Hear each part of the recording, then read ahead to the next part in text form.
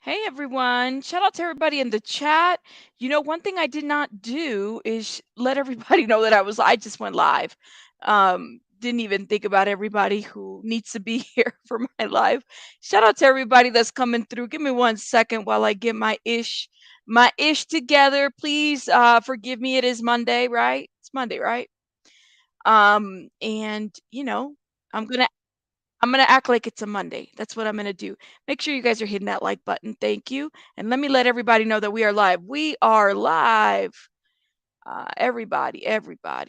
Shout out to everybody in the chat. Thank you guys for being here. Let's see. We are live. Let's hashtag some of these things. Let's hashtag, make sure everybody knows what the hashtags are here. So I'm a little what's the word? I started watching a little bit of the body cam footage, okay? And I haven't finished it all right? It is interesting. It's an interesting body cam footage to say the least. I have a lot of thoughts and a lot of I'm just like this is the first time I watch it, okay? I told you guys that I was going to be peeling this onion very slowly, right? And I haven't completely watched everything. Um, I'm just very concerned about this whole situation. I think as everybody should be. Let me greet everybody that's in here now that I can look at the chat. Just a YouTuber, welcome. Cash, Wim, I've got words. Chico's in the house as well. Shout out to you. Who else? Oki, Danny, Higgies, Darkest, is it Gunner? Welcome. Shout out to you. Thank you. Speculation Station. Let's see who else is here. Shopaholic, welcome. Thank you for being here. Let's see who else do I see in the chat. Amy Rose with Thorns, welcome. Hello, let's see. I think that's all the beautiful, wonderful members. Vic is in the house. Natalie, welcome. That you were the first one to hit the like button. Shout out to you. Shout out to the first 5 people to hit the like button. Thank you guys for hitting that like button. Michelle, welcome. Kelly, welcome. Thank you so much. I feel like at this point, hey, Glory, I'm just reacting. Hey, Lalis, to the information. I am like this is new to me.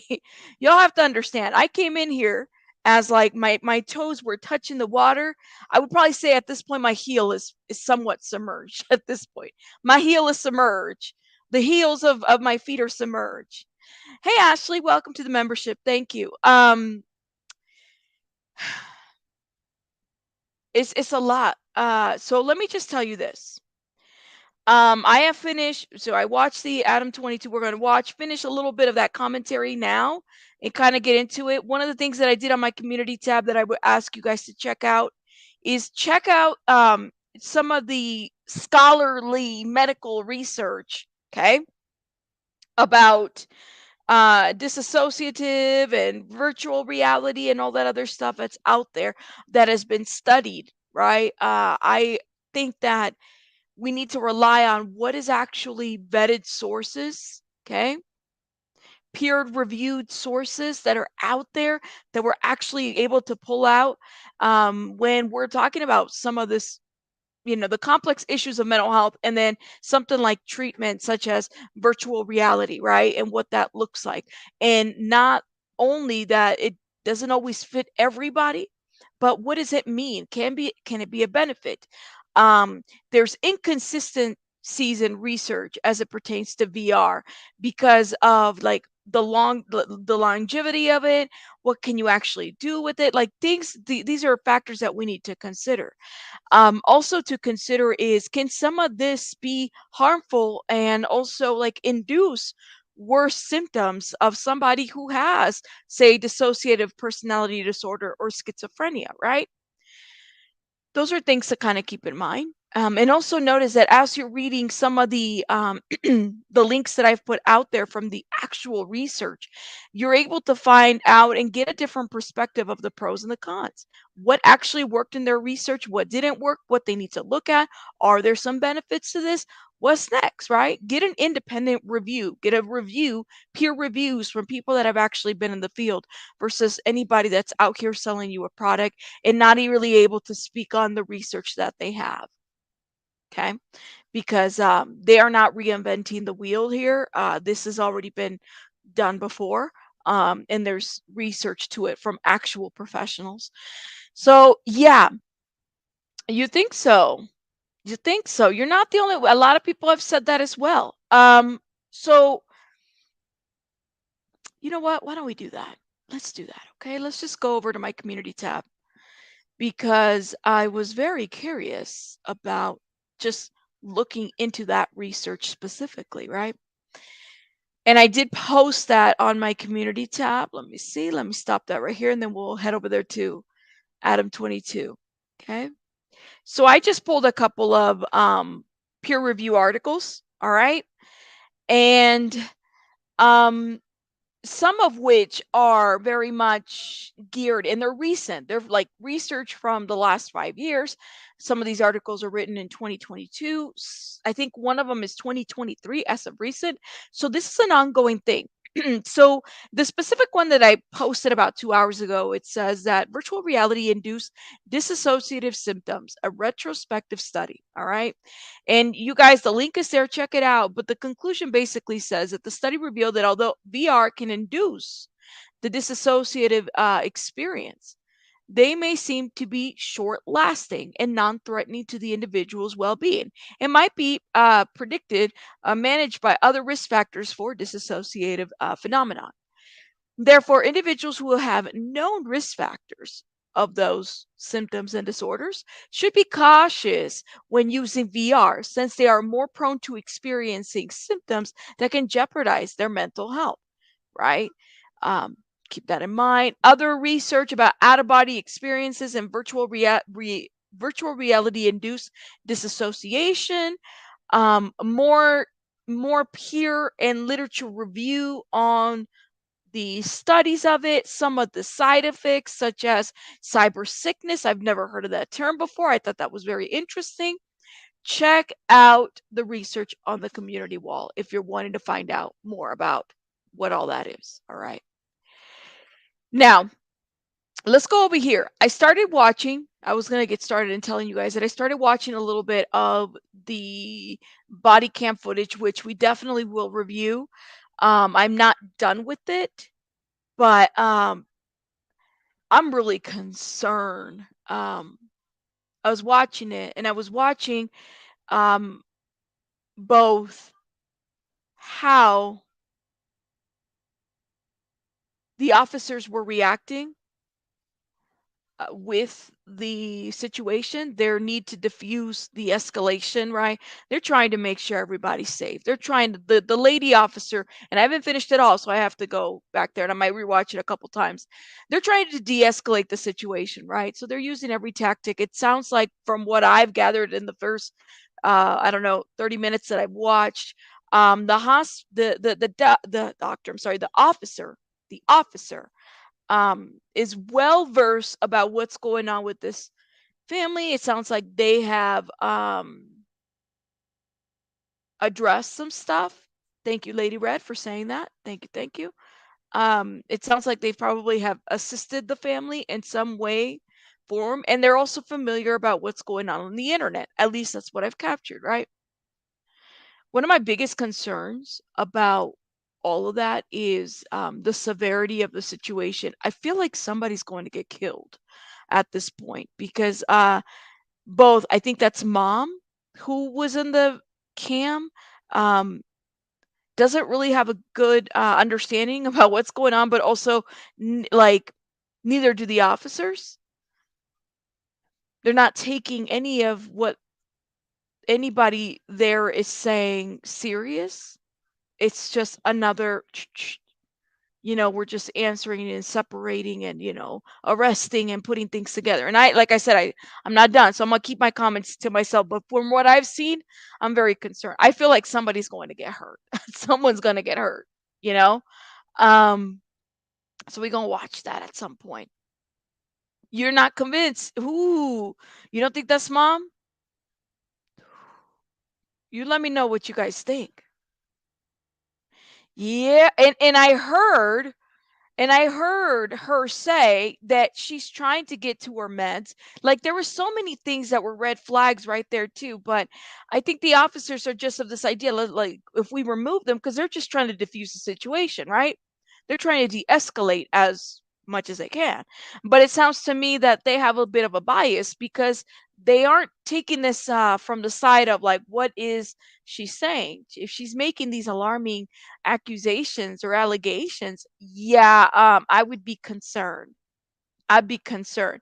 Someone said, yeah, she's definitely mom. I mean, I haven't even looked into that rabbit hole yet. So we'll get there. We'll get there, I promise. But I've seen a little bit and I'm very concerned about all of that. Really, Misty? That's interesting. Nope, they're not. And part of it is because they've been there before. You get a little bias. You get a little, like, okay, I'm just here to diffuse the situation.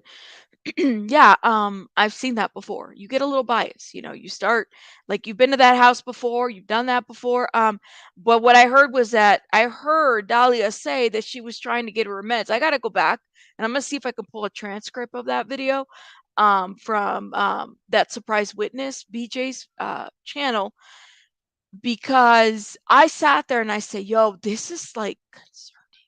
It's very concerning. I feel like someone's going to get hurt really bad. Just, I hate to say it, but typically it's only a matter of time. Someone's going to get hurt. Someone's going to get hurt. Okay. Just not good. Interesting. All right, we're going to go to that. Let me move on to here. I promise you we will review it. I have a lot to say, but I got to go I have to watch it at least 2-3 times to feel like, all right, I'm confident in talking about this. Let's talk about this interview. We did part 2, or this is part 2. We did part 1 yesterday. And I try to keep these like in an hour because number 1, I talk a lot. Number 2, I also want to read your comments. And number 3, I want to make sure that as you're following, because this is kind of like me understanding what's going on here and giving you my reaction. I also feel like it's important that if any other content creator is watching, that if you take this on, that you understand, that there are different parts to the story, and all you got to do is get your little toes wet to be able to talk about this. What aspect of it is it your calling? And kind of go from there. And if you have questions, I'm sure you guys can reach out to BJ, or you can reach out to me and I will definitely direct you to the person that people that have been talking to me. And shout out to everybody that's been emailing me, because you guys have led me to various things that I need to find and everything. Okay? All right. Let's talk about this. So we left off on the part where what was it, like I think it was like the 41-minute mark. 40 she reacts to, so this is Lima, right? She's sitting over here in the No Jumper podcast channel, whatever. And I thought this was interesting. We talked a little bit about her disclosures of um, what she encountered with the investor, right? What she's had to do, and then answering to some of the allegations and accusations that people are making. She doesn't necessarily say anybody's name directly, but you could definitely understand who they're talking about. Um, we're going to get into this 41-minute mark, and that's where we're going to start, okay? And let me go, and luckily they have the timestamps, which is great for me. This is the part where Lima reacts to the backlash against conservatorship or jail. I the other thing that I'm canceled for is I made a statement, conservatorship or jail. Mm. And basically these people are saying the only way that Lima uh the only way that I advocate to help people is if you have somebody that needs help, you either, set them up to go to jail or you put them in a conservatorship. And so I was actually talking in terms of Amanda's case. Number one, I don't believe in ever setting anyone up, but I definitely don't believe in enabling somebody. If someone attacks you, if someone does something to you, then you should definitely should call the police, because even though it seems like a betrayal to that person, if that person comes and attacks someone else and Right. that someone is not willing to like petition for treatment for them, they actually want justice for them to go to jail. It immediately goes to that resort. So let me tell you guys something. What Lima here is saying is not foreign, right? And let me say this by like a lot of people that work in the mental health industry or field feel like it's one or the other, when really jail should be the last resort for a lot of things, right? We should be using all these resources, especially if she's well connected to the community mental health area. Those are the resources that people need to use before jail. Jail should always be the last resort for everything. Okay. And hear me when I say that, because um, just having the oversight of the judge, number one, there's a lot of stigmas that come already having a mental health situation going on. In addition, you're going to add other multi-systemic things happening, such as jail and god knows what else.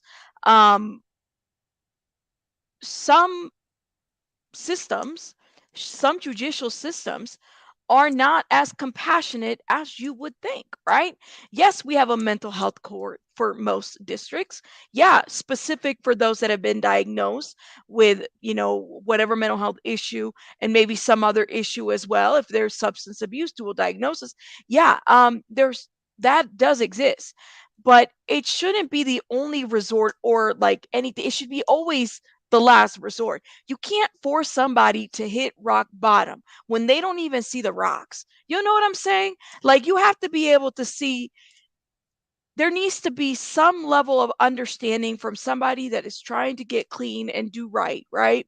If you can't get them there, you can love them and support them as much as you can, but you can't force anybody to do anything. And all of this should always be, at the very minimum, the last resort. Bare minimum. Bare minimum, because it gets more complicated with more systems involved. People often think that the more you have people involved in cases, the more helpful they are. No, they're not. I've worked in the system. I know. All right. It's crazier. It gets crazier. So her solution to say, well, if somebody breaks the law, you have to, okay, that's if somebody breaks the law, but what's to say, and let me give you guys, for example, Amanda Rabb's situation, not that I know the ins and outs, but this is just hypothetical. Say that I believe she attacked her dad. That's all we know. And immediately, for those that are in the outside perspective, even the police officers, we don't know what led up to that attack, right?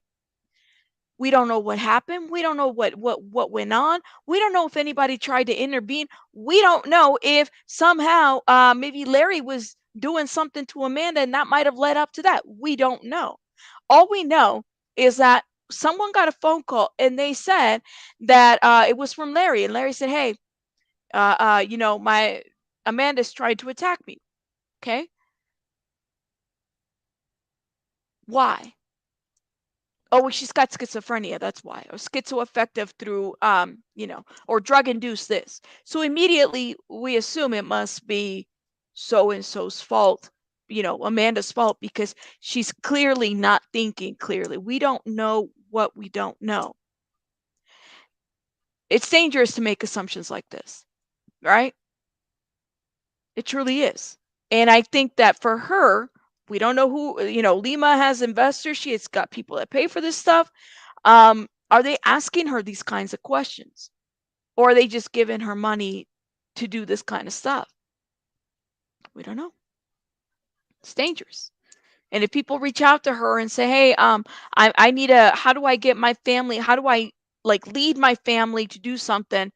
And what if she's telling them or advising them like, "Hey, You got to get into a conflict, let them break the law, have them assault you. That way you have the upper hand to get them incarcerated. That is dangerous. That's dangerous. Should never be the first resort to anything. Not at all. Not at all.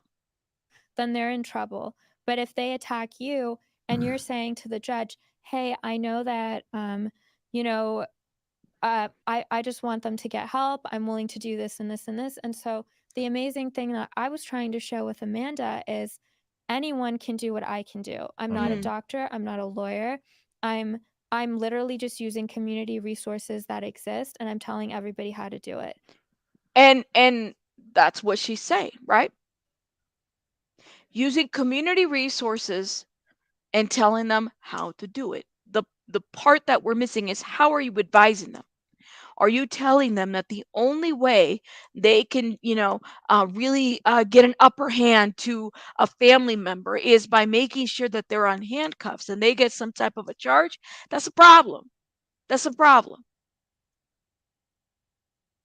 Can't force people to take treatment. You can't. Can't. Can't. Right. And so what I was advocating for was something in California called an LPS conservatorship, and that's a conservatorship of mental health. It's equivalent to to a guardianship. Mm. It doesn't take control of the estate. Not that Amanda had anything for me to like control, but in terms of property, she didn't have any property. But an LPS conservatorship is only for mental health. They only run for 1 year and then you have to renew them and the court needs to find additional evidence. So it's like the equivalent to a conservatorship or a guardianship. Mm-hmm. And so um, from from there, I had prepared all of the paperwork to show that this is a mental health case. It's not a criminal case. Amanda's father would come with me to court, and he was essentially, um, you know, saying the same thing, like, "Yeah, she attacked me, but I don't want her to go to jail. I want her to get help."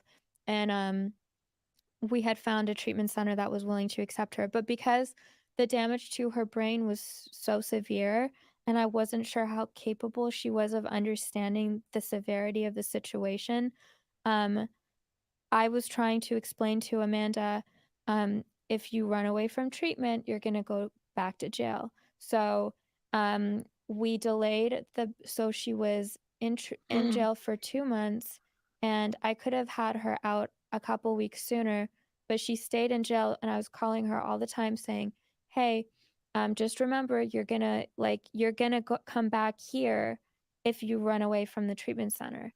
Um, and then once we got her into the treatment center, um, you know,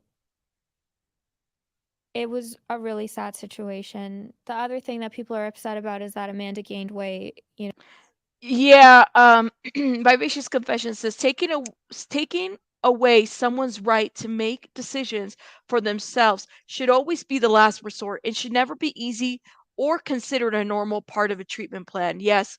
One thing that Lima is failing to really address is, all right, what did her treatment plan look like? Because if somebody runs away from treatment, right? Somebody relapse, or somebody has maybe whatever happened to them, then my question would be, well, what didn't work? What was it that you guys were supposed to provide and it somehow did not necessarily work? That is part of when we look into these medical research articles. It's very black and white. It tells you the benefits of what's going on, what they're seeing, and also in addition to that, what is not working. You can't just put this on Amanda and her mental health, right? We can't always just put it on the person that is receiving the services. We don't know what was the in between. Did she, experience any triggers, right?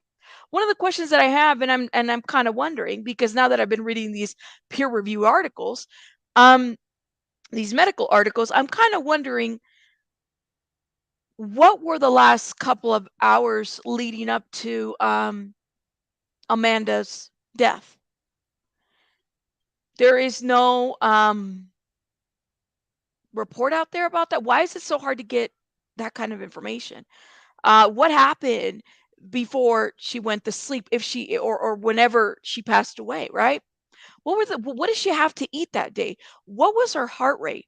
I was reading a little bit more on those research, right? And it does talk a little bit about measuring heart rate. If I were to do a virtual reality simulation type of deal, if there was some, let me tell you guys something, because I read somewhere that it helps with phobia, right?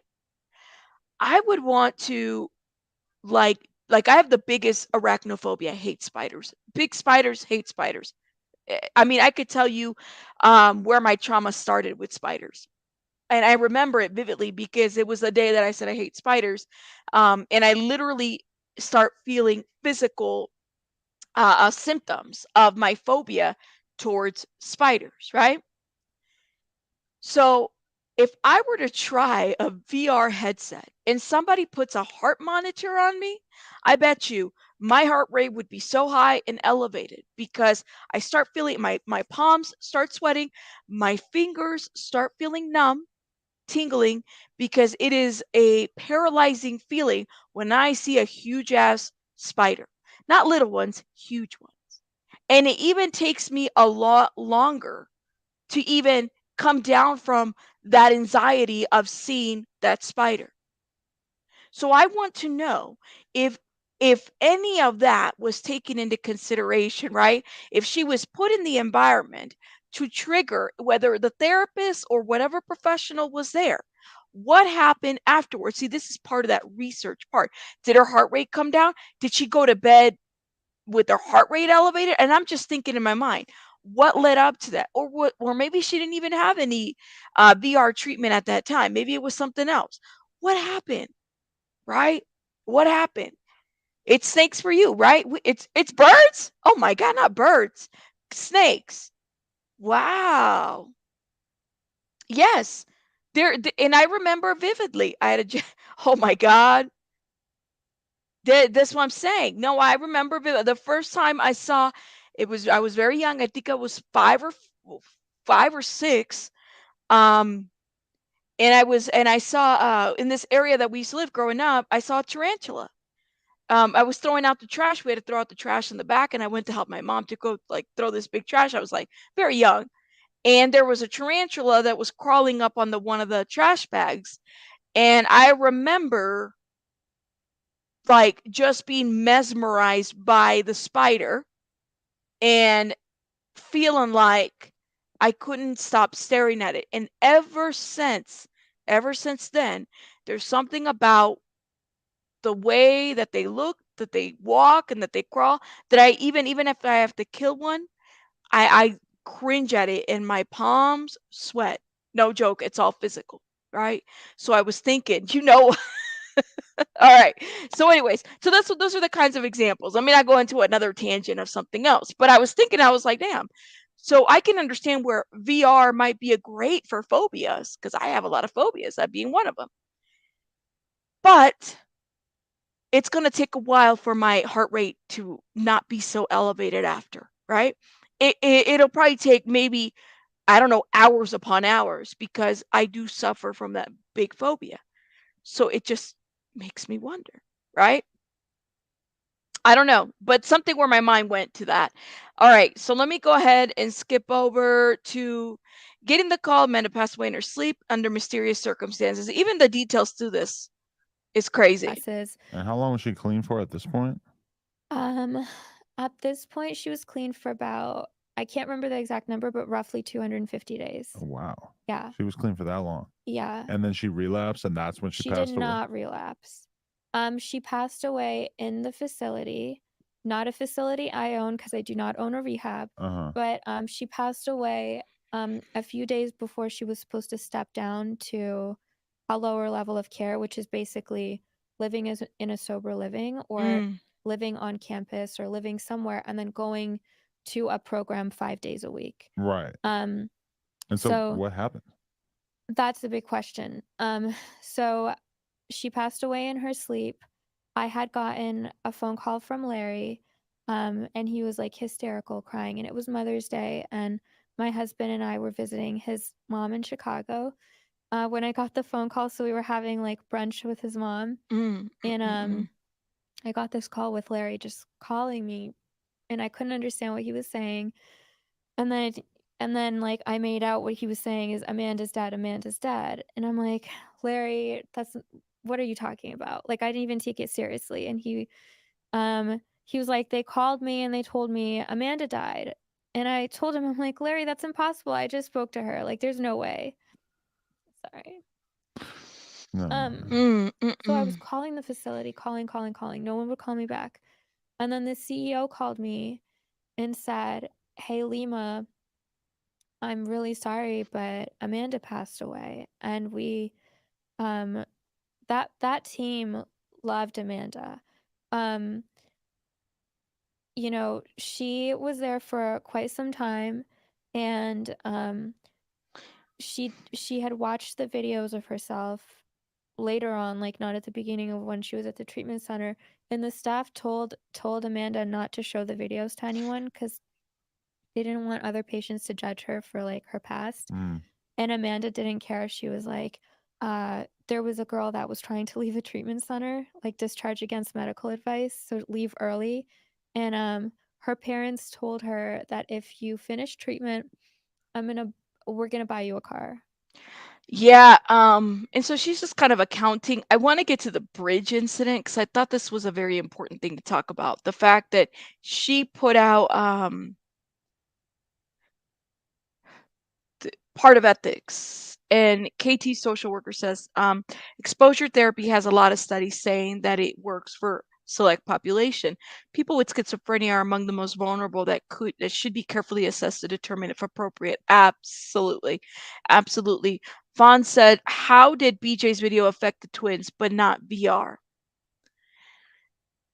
What do you mean, Vaughn? Help me understand. How did BJ's video affect the twins? Are you talking about the body cam footage video? Which one are you talking about? Let me know in the comments. Yeah, we're about to get there. I want to get there because I'm like, I saw that and I was like, you know, even from the part, I'm going to try to go to the part where she talked about the inability to this money, right? Responding to the idea. Hold up. Getting the call in her sleep. Disappointment attempts to raise money. Here we go. 5251. Where oh, the facility that Amanda was at in California was $40,000 a month. And the woman kept texting me, like, when am I going to get paid? When am I going to get paid? And I told her, you know, that we would pay her that month. And so I went on Mark's channel and I announced that we're going to help Amanda. And so I was expecting, because there was such an overwhelming amount of people that were asking for that we were going to get a lot of support and we were going to be able to pay for her treatment. And so I ended up raising $1,500 Off this GoFundMe that you off the announced on Mark's GoFundMe. channel. Yes, and it was attached. So I started a scholarship program, and the money all went to giving.org. It's a fiscal sponsor. It's a nonprofit. They collect the money and they manage it so that it never touches my hands or Mark's hands. And I felt that that was the most transparent way of doing it. So when we say it's going to pay for medical expenses, Giving, we submit the receipts to Giving, and then Giving pays the medical facilities. And so this lady's texting me. She's like, why I need to get paid or I'm releasing Amanda.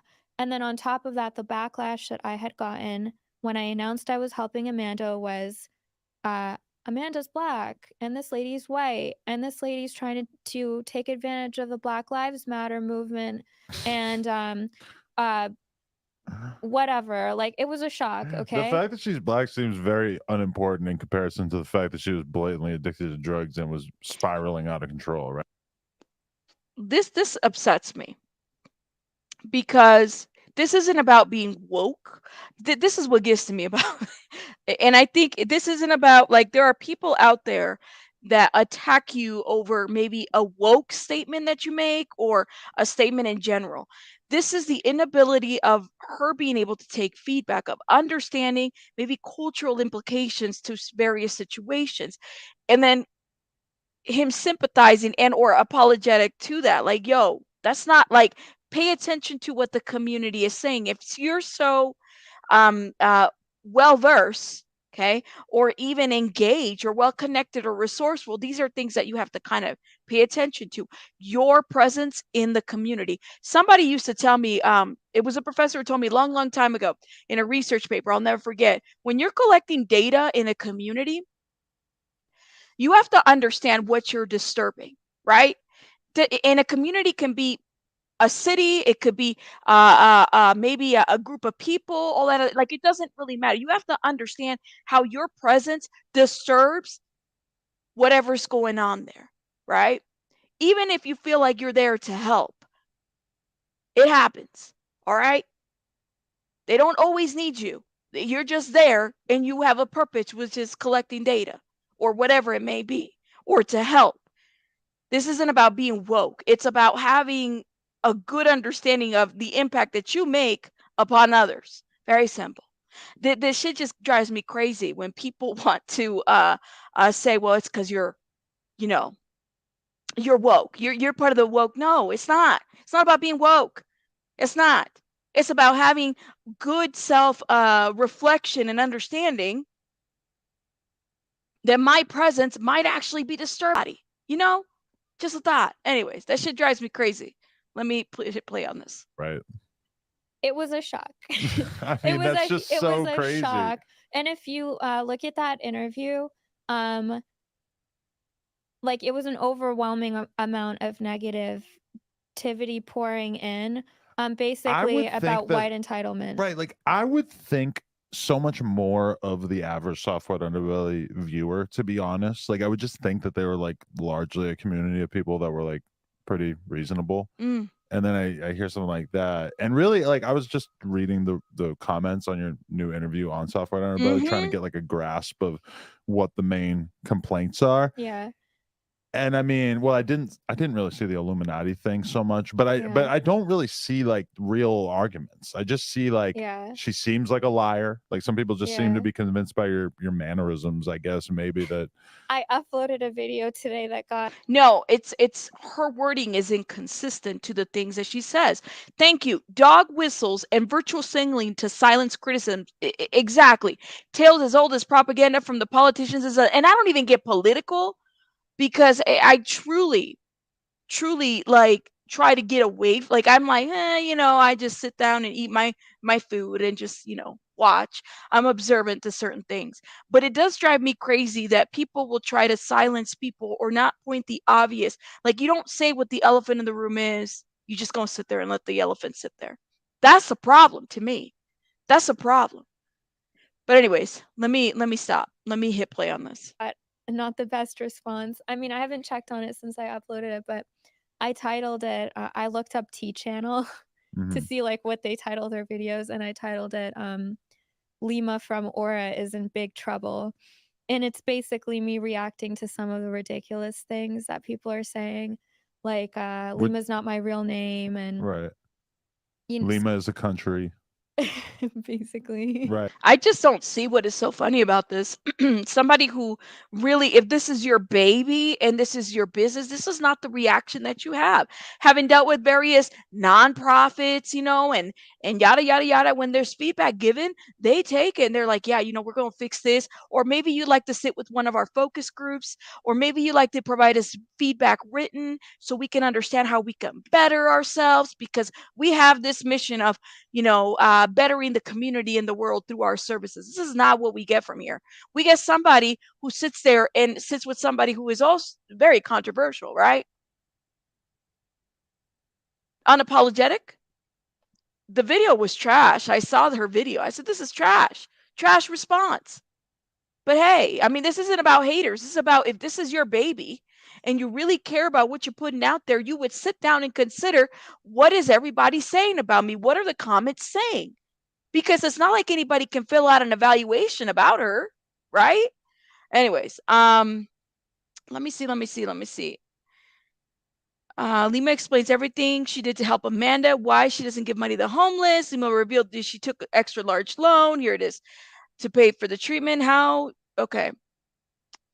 And then the same, where does she go from the jumping? The bridge situation, that is just awkward. The same woman who started Free Bam, started the Killed Amanda movement. Wow. That's an accusation. That is, I wonder if BJ saw this one right here on this timestamp. That is pretty loud. Okay. Lima has a nervous breakdown before coming out to No Jumper. Was this before or after? This had been Thanksgiving. No, no, no, no, no. When was the date on this? Here it is. When Amanda was at the first facility in California, and You the saw lady was that? trying to get her, telling me that she's gonna, you know, release her, and I was like, oh my god, I'm gonna be known as the white woman that put a black woman in jail, because that's literally what the internet is trying to I say. think we played this. I'm racist for helping Amanda. I'm So gonna give you some life advice. Yeah.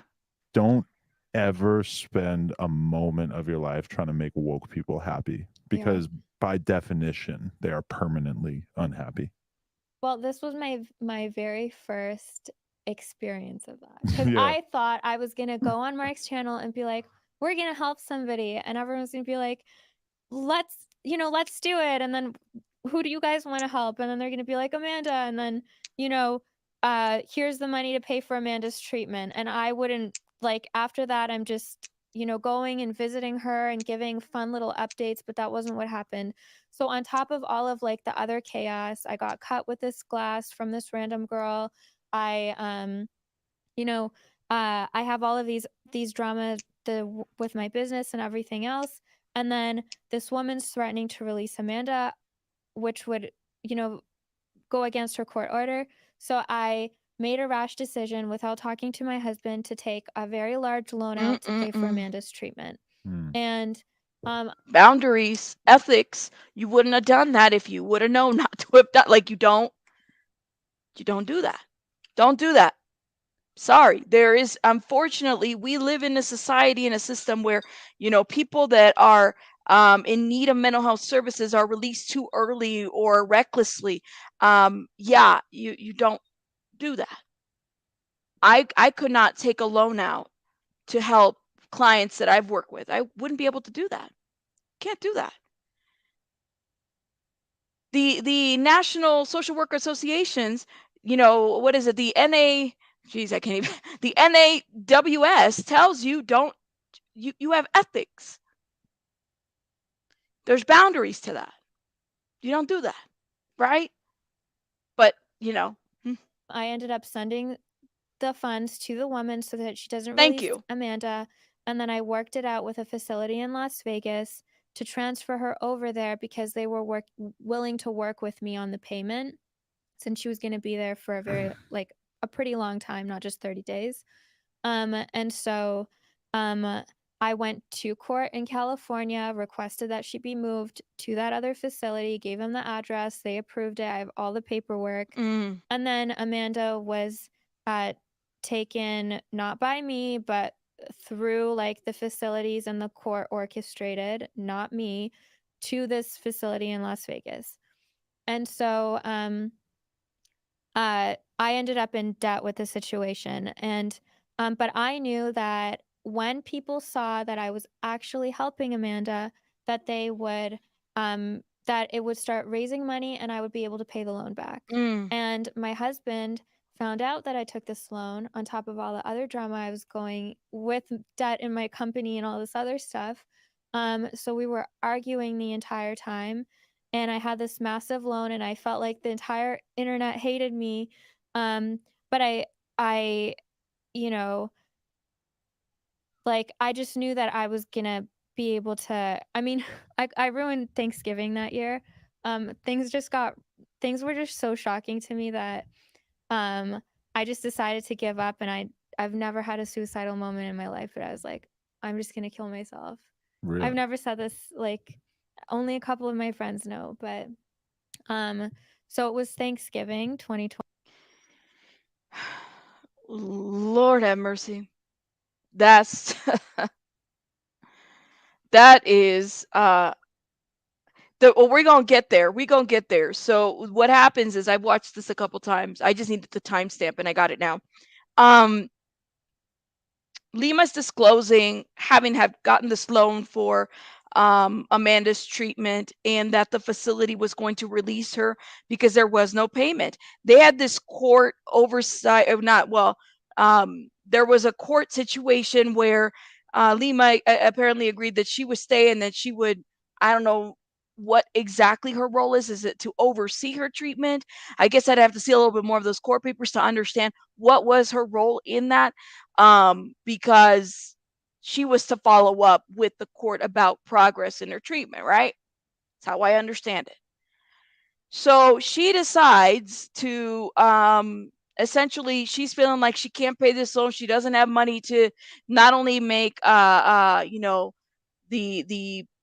income for her business, but also to have somebody, to have this treatment center paid for Amanda, and she was going to be released. I don't know why this happened this way, right? And why nobody said, well, okay, like what funding is going to pay this? If she promised the court that she had all kinds of investors that would be willing to pay for somebody's inpatient treatment, I mean, it just makes you wonder, right? But even her right here, I kind of made me wonder, did she say this out of, like, hate to say it this way, but this cynical part of me is saying, are you trying to, like, paint out this picture that somehow you have been victimized by the internet or by the situation? Like, I'm sorry, that's what it seems like when I hear her bring this up. It almost, and not to say that she shouldn't share, what is going on with her, but it does leave some red flags for me. Like, why are you bringing this up? There's certain things that I kind of wonder, does she lack a little bit of social cues, or does she see herself in this, or does she feel like if she can put out a struggle, therefore people will be able to connect with her struggles, right? um Poor me, um help me, understand me, even though the client is should be in the center of it all, but somehow the provider is. I don't know. And all these financial problems and struggles with her mental health happened over a year before I knew that she was or ever reported on this. Wow. Yeah, she was trying to make like payroll or something. I could not make payroll and she had financial problems. If that is the case, then you probably need to scale back your business. If that is the case, you have the wrong model for the business, right? Shit happens. You know what I'm saying? Um, I get it. But was her doing this a way in which to like what was the point? There's a lot of stuff that a lot of us go through and we don't really say it, especially when this is about the client. But I think here this was like a PR stunt. Interesting. Oh my God. So you weren't even on this until after. So why is she making this about, why did they both make this about you? And even in the timestamps, what did that timestamp? Hold up. That I'm like, are you kidding me? This timestamp right here, the way he wrote that, somebody wrote that. Where is it at? The same woman who started Free Bam started the Lima killed a man Amanda movement.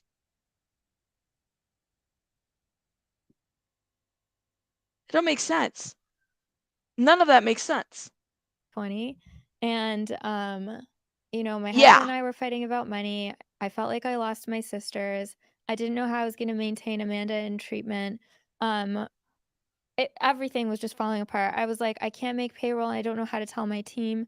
And so I I I took a lift to a bridge in downtown Chicago, and I left without my jacket, and I told my husband, he was trying to give me my jacket, and we were arguing the whole time, and I was like, I don't need it where I'm going. And he called the police because he kind of understood what I meant. And obviously his whole family's there. Super. You know what? Even the way she recounts this, she says, "I don't need it where I'm going." and he kind of know what I meant. Why would he know that? Why would he know? Have there been other attempts like this right here? And I'm just saying, I'm not saying that I know this for a fact. I'm just going based on the language. It's very speculation. It leads me to believe other shit. I'm just saying, you know. And definitely, I think that this was a PR stunt to make it about what the investigation that BJ has done, right? As a distract, I definitely caught that right away, because even the way in which he talks about it, it's like it's a complete distraction. I'm just saying.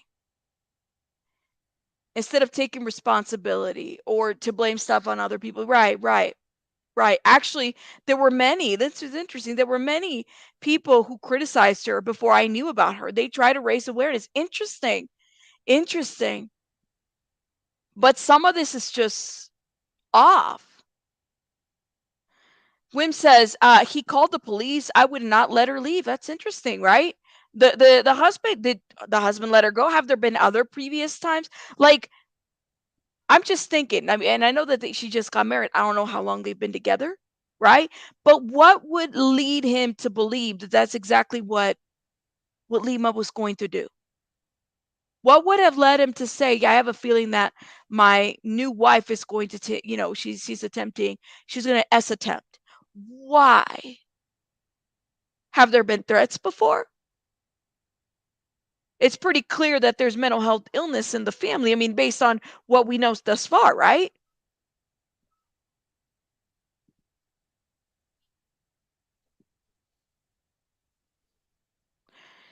The majority of what I've researched, what I've seen, when there's a S attempt, often, you know, it kind of doesn't. People don't always know that somebody was trying to attempt, or is going to attempt, or has, had showed signs before. Typically, that's not how it happens.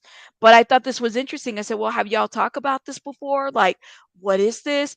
She was, see, and that's, so they didn't even put her on a 5150, and she actually had to go on being in charge of Amanda's health, and the court doesn't know this?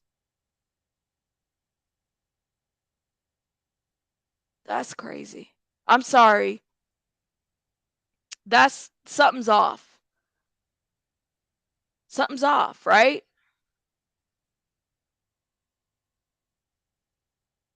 I don't think any of us, and maybe I'll speak for myself, I am not against her trying to help in the innovation of virtual reality if she has the appropriate credentials, if she knows her place, if she understands, that maybe I need some more education here, and then maybe set off to invent whatever machine to help out, in addition to what's already been invented. This is about the fact that she's taking people's abilities to make decisions about themselves when she herself clearly has some issues to address. That is what this is about. And then also the track record that is showing up. This isn't about attacking. Please do not attack this woman. That's not what I want to do. I'm just pointing out some of the obvious stuff that I think has already been pointed out before, but maybe my lens is a little bit on the social work hat. Just a little thought. Now, while this is what BJ says, while she was having these thoughts and attempts, she was in control of Amanda Rabb's mental health when she, by her own standards, wasn't in control of her own. Yeah. Yep.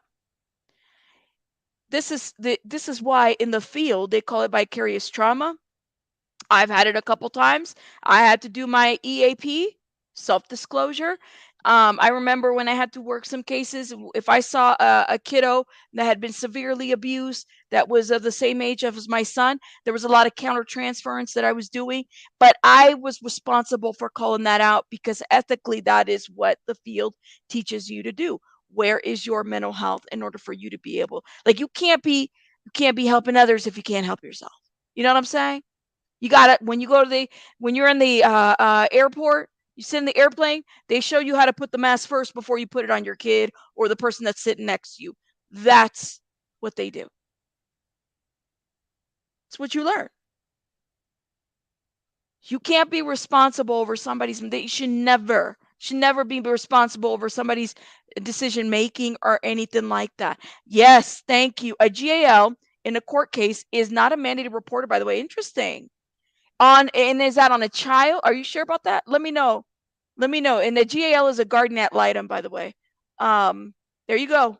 Ethical criteria to self, for self. Thank you, with the code.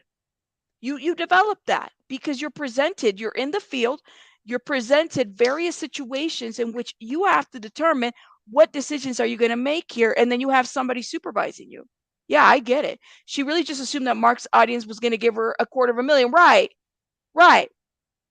But who and I kind of wonder too, like, are Mark's audience like spectators? Are they like, who are these? And I have to say it that way, but like, it's a specific audience.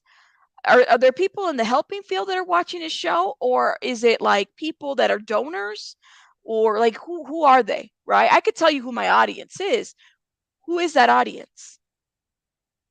Do they like watching, you know, what people would like to call train wrecks? They like watching the vulnerable population because they feel like they're going to get something out of that. Like, who is the what, the why from that?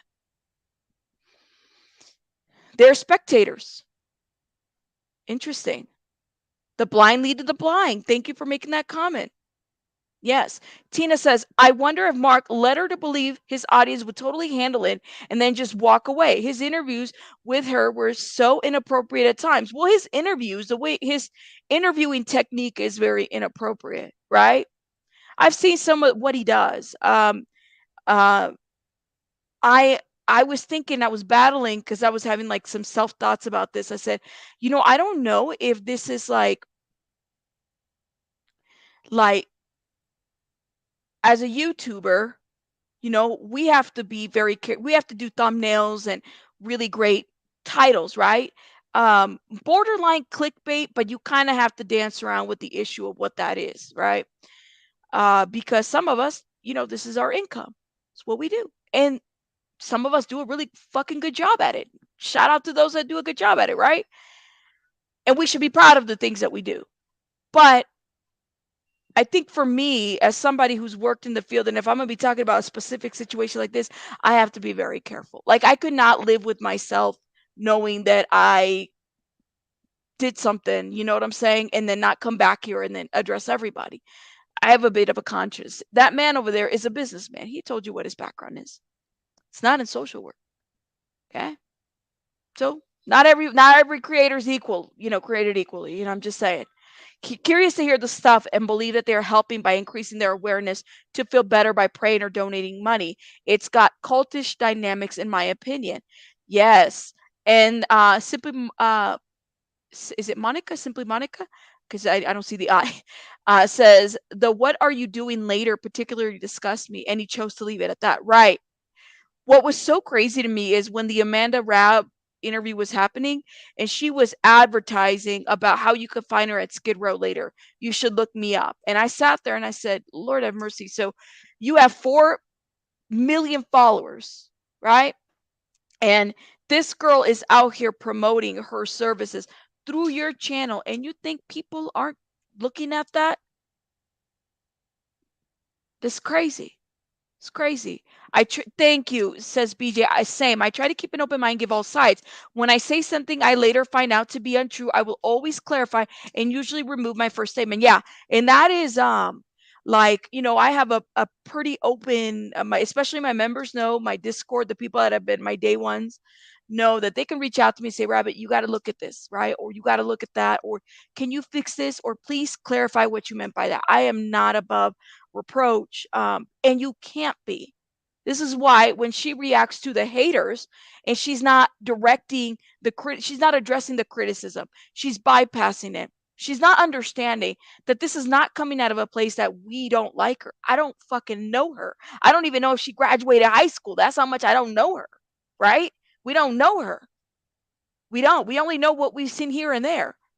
We don't know her. I don't know her story other than what she's put out there, right? We don't know her. I don't know her enough to hate her. I don't like what she has done. I don't like the way she has skewed the mental health and virtual reality idea that somehow it's this when you have actual clinicians in the field trying to do virtual reality service work and that have training as well as research behind that. I don't like what she's doing. I don't like that. I think she's invading that, and that's not okay. It's not a quick for all, and nobody should be funding that crap whatsoever. Just being honest, you know. All right, let me keep going because I'm going on this tangent with you guys. All right, let me hit play. super embarrassing. And then I got to the bridge and I The Lyft realized driver's family was there? no. My husband's whole family was there for Oh, Thanksgiving. right. So we got married in 2019, Uh-huh. and this was like my like Thanksgiving with his family as us being married, and this is like the Right. introduction. And so I took a lift from the house because we were arguing, plus like all the other stress I had. I'm like, To the everybody bridge. to the bridge in Chicago, and I'm like, I'm just gonna kill myself. So I get to the bridge and it's so low, and I'm like, if I jump off this thing, I'm gonna survive, and then we're gonna have helicopters, and then everyone's gonna be like, mental health founder. I'll probably end up on the No Jumper Instagram. Notice how who said to the bridge? Did he say it or did she say it before? Hold up, let me go back a little bit. There was something like he's filling in the blanks for her. Hold up, I don't like that. Myself. Really? I've never said this, like, only a couple of my friends know, but so it was Thanksgiving 2020, and my husband and I were fighting about money. I felt like I lost my sisters. I didn't know how I was going to maintain Amanda in treatment. Um everything was just falling apart. I was like, I can't make payroll and I don't know how to tell my team. And so I I I took a lift to a bridge in downtown Chicago, and I Okay, left without my jacket, and she I says told my it. husband. He was trying to give me my jacket, and we were arguing the whole time, and I was like, "I don't need it where I'm going." And he called the police because he kind of understood what I meant, and obviously his whole family's there. Super embarrassing. And then I got to the bridge, and I The Lyft realized driver's family was there? no. My husband's whole family was there for Oh, Okay. Thanksgiving. right. So we got married in 2019. Uh-huh. And this was like my like Thanksgiving with his family as us being married, and this is like the Right. introduction. And so I took a lift from So this is like the first time she's meeting the family and she decide like I'm telling you, I have a hard time believing that this would be a first attempt or even like just an occasion where things should be okay.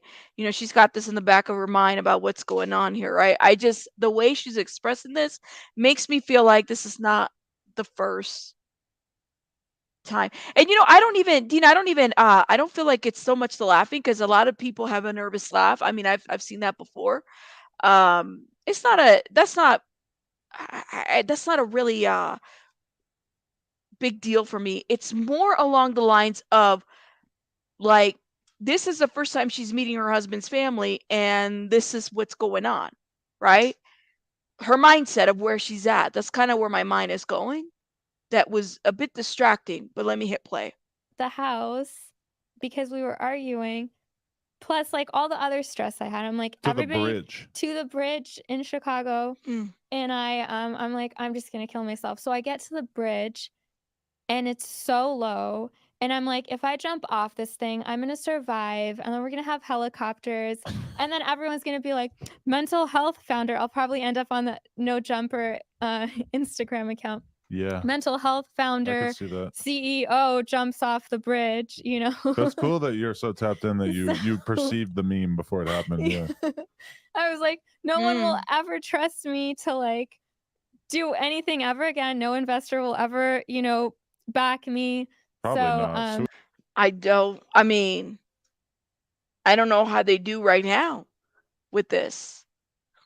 Just saying. But hey. Suicide attempts got to be no bad way. for No, it would ruin everything. And investor so I confidence. ended up going back. I called my husband and he came to get me, and I went back, and I remember staying in the room for 3 days. I didn't want to face his family because I was so embarrassed. It was awful. Like, anyways, So that was when I ruined Thanksgiving in 2020. The way I see it, my honest opinion Yeah. is that you seem like like a lot of the people in these comment sections, they think that you're a really selfish, terrible person who's pretending to be empathetic. I see you as somebody who seems like you're like empathetic to a fault in the I don't see her like that. I see that as someone who's trying to take over a field or trying to give some sense to something that she has no experience on, that we really can't understand where she's coming from. Listen, it should not be that hard. She should be able to answer some of the toughest questions that people have. If I were to reach out there, I have a lot of questions. A lot of questions. It's not even so much about the lack of empathy. It's the fact that it's like this false reality. It's one thing to do the virtual reality, but there's this sense of false reality that it makes it a bit bizarre, that is very much concerning with anything with mental health. Anything. And the inability to take the feedback. Yeah, so she can manipulate like a banshee and has incorporated that into her pitch for life. That's what I'm saying. It's like, and I've been listening to the pitches that she's been doing. I said, "Oh my god, this shit sounds so rehearsed." Like,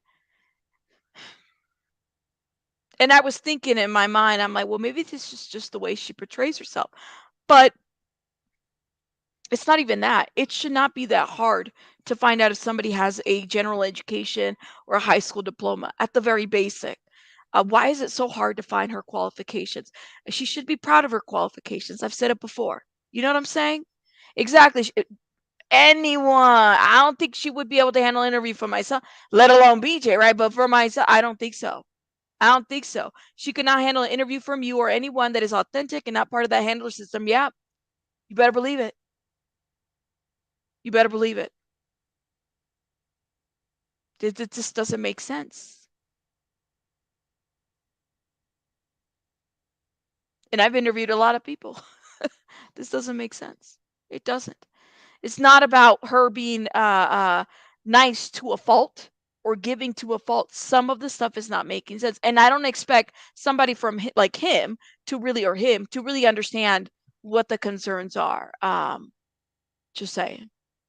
the sense that I think that you really need to rein it in. Like like that situation you're describing, it just seemed like you just took on way too much by Yeah. just being kind of idealistic. Like I really think they have the wrong idea Yeah. about you. And I wonder where that comes from. I feel like a lot of people, they see a person doing something virtuous or, taking on a virtuous, mission, Yeah. and they like just maybe that like kind of makes them feel bad about themselves because the average person just is not doing anything like this. And No, I don't think so. Mm-mm. Why would we feel bad? I don't. Girl, do your thing. But do it right. Answer questions, right? None of us. Anyways, let me go ahead and hit play on this. like, and then they look at your failures and like to them, this is proof that you were all bad the whole time. And it's like, well, I mean, if you try stuff, you're gonna fail. So it's Mm. at the end of the day, like I've dedicated my life to building something, and then you have people that have dedicated their lives to destroying what I've built. And that's the most shocking thing of For like everything. a couple 100,000 YouTube views, which is so Yeah. crazy because it's like I mean, just such a small reward. It makes me feel like everything is fucking Alex Jones now. And it's funny you say that. eh, I can believe Lima was legit under a ton of stress and maybe even struggled with thoughts and ideations, but by her own standards, right? I was thinking about this. I said when I was watching this a couple of times, I said, by your own standards, you're also not taking mental health serious, right? She's not saying, all right, address this or jail or jail or conservatorship. Like, come the fuck on. She's not saying that. She's not saying that. I was watching the Meet Kevin interview, which we'll review as well at some point. It's just such a long interview as well, but I'm gonna actually have to get some timestamps on that to talk about that, and I want to make it a little bit shorter. By her own standards, right? In her views of how she sees poverty, of how she sees like things are black and white. You have to do this or this way. Where does she fall in that? Or does that not apply to her? It doesn't make sense. Right? She would be locked up. She wouldn't be in charge of anybody's mental health, nobody's whatsoever, in consultation or anything like that. None of this makes sense. Exactly. Why this is just bizarre.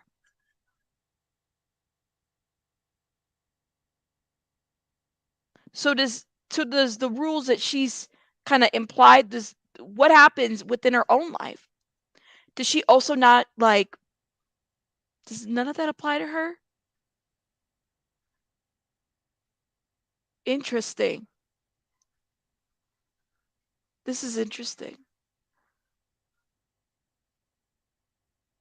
Stay in control of her own life plus Amanda's, right? It just doesn't make sense. Yeah, that meet Kevin and oh my god, I was like, I gotta sit down. I need an energy drink for this one. I need I need coffee for that one because that one is insane. Her thought process, her business model, all of that doesn't make sense. None of it. I just, it's all bizarre. But again, her attempt shouldn't apply to what she's doing. And the fact that nobody, like, does anybody see this? I know people are calling this out, but like, we should be very concerned. Everything. My Instagram account was shut down for like a month and a half because they really? mass reported me for child pornography. Jesus. So that's a whole nother thing. Instagram's fucked. it was shut down. And then I was locked out of my Facebook. They've mass reported my YouTube channel. Like, you know, and before I wasn't very active. Like, I've probably on average posted on YouTube 3 times a year. Like, I'm gonna start being more active now because I want to take back the narrative of my story online. Right. But yeah, like fast forward when Amanda does her final interview with Mark. It's phenomenal. Everyone's so shocked at how much better she's doing. The GoFundMe goes from 1,500 to 37,000. And so I'm like, oh great, we're gonna keep doing interviews and showing her progress, showing her going back to school. And you felt like this is gonna kind of save your whole shit, right? So essentially, I pay up front, and then when giving pays the treatment center, then the treatment center will reimburse me. That was the original. That's not good. She should not be at all involved with the financial stuff. Misty Day says, Rabbit, as a healthcare professional, I want to hear the technical questions like positive and negative effects of her experimental treatment on already vulnerable populations. Exactly. That is what is missing in her research or services or everything. She needs to have full disclosure of that. That is how it works. That, you know, that is how peer review articles are done. I posted several of them on the community tab so you guys can check them out because we talked about that. Let me see your name. Kalika Pasupata, is that how you say your name? Says transhumanism have the deepest ideologies, convictions that they are doing good for everybody's. But okay, well, damn. And this was all before you knew this. Oh my God, this is crazy. The whole Instagram getting deleted was way before I knew she existed. If she was being truthful, people were mass reporting her before I knew she existed. Right. The timelines are off. So I don't get it. Like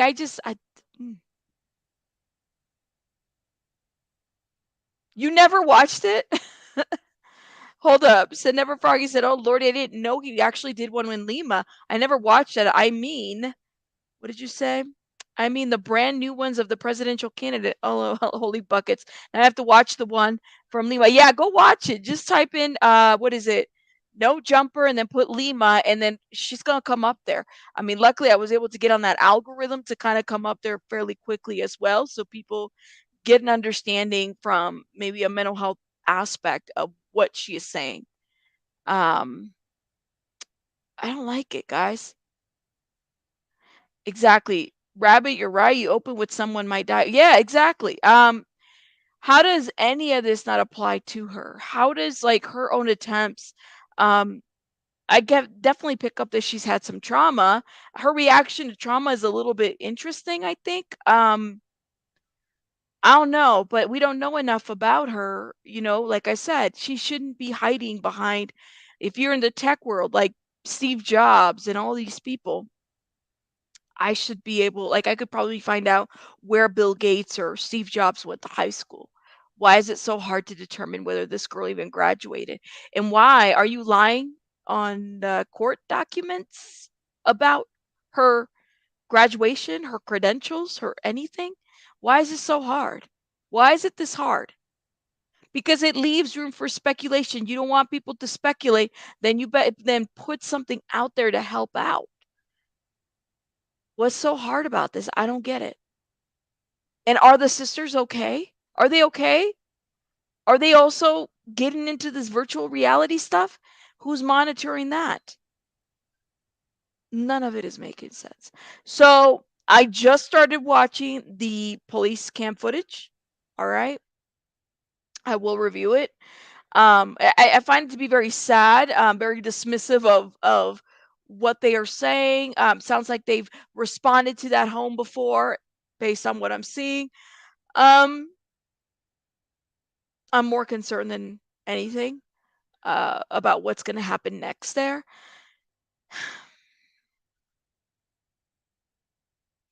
I don't know. We're just going to keep talking about it, and hopefully it brings the attention of other people.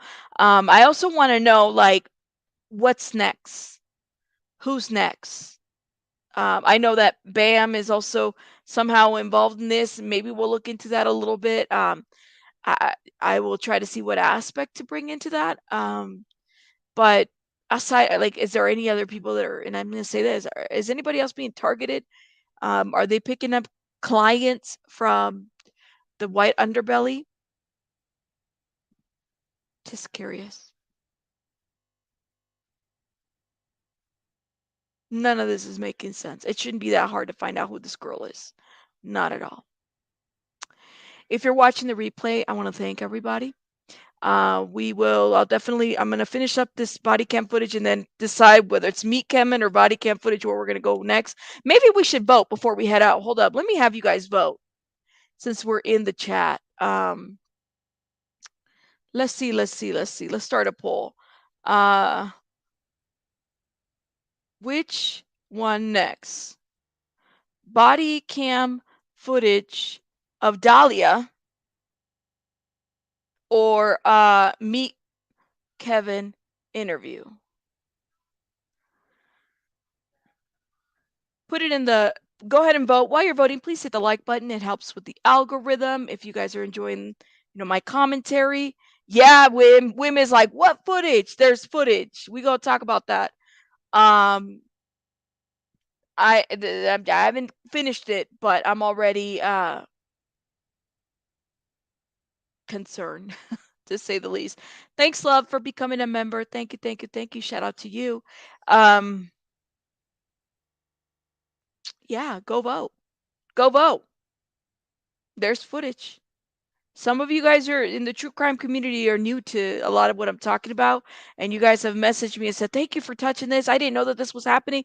I didn't know this was happening either. I'm new to this, so I'm going slowly, peeling the onion, get into the core of what's going on, and giving some commentary to it, and then going from there. And I don't know what's going to come out of this. I don't. I'm just wondering.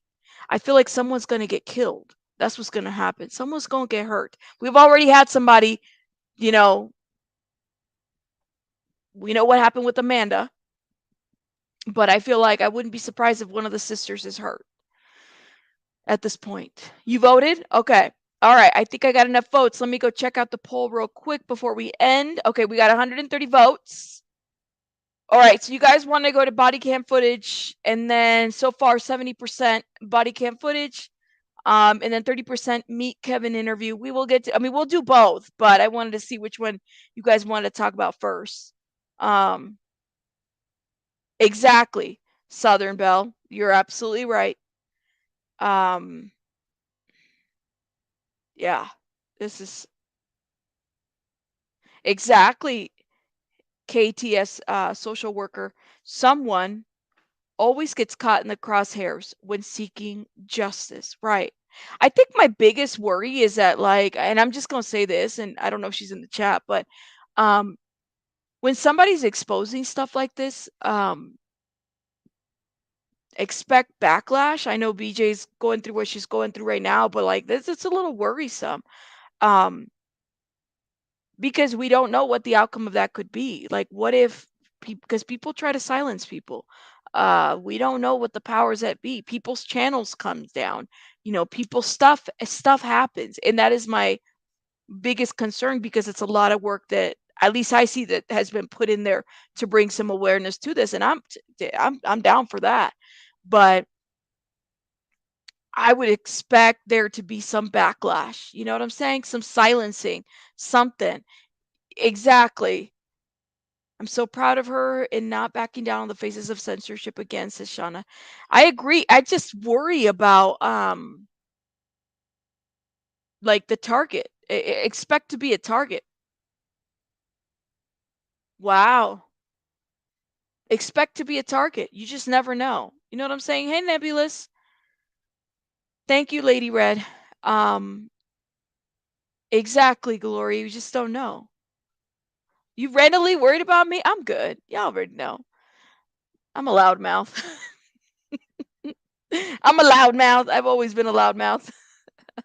It's not fun. No, it's not. But people will try to silence you based on like using systems to try to, and that's what I'm like. I worry about stuff like that. And trust me, I will debunk myself. Okay. I will disprove myself before I put some shit out there, but stuff like this does worry me. It really does. Like, it does worry me that people can get in the crossfires on that. I'm going to do what's right till my last day. And if that comes earlier, no, better than doing wrong. Shout out to you. I know. There's a reason why people get into the helping field. Lawyers become lawyers for a reason. Social workers become social workers for a reason. There's a reason why people choose certain professions, right? Um, I just hope that it doesn't go to that route, right? And that there are other outlets that can continue to so that things like this get exposed. And that level I'm at, I'm not doing clown stuff. Absolutely. I wouldn't think that you would be at all. I just don't see it. All right, let me see what the poll says. It says, all right, because we got to get out of here. Which one? Body cam. All right, body cam footage wins. I'll review it, and then we'll go from there. Let me know your thoughts in the comments, and make sure you guys are hitting that like button. Shout out to the replay crew. Thank you so much for your support. I'm out of here, guys, because I got to go tend to a little baby bunny over there. Otherwise, she might fire me. I'll see you guys on the next one. Rabbits out.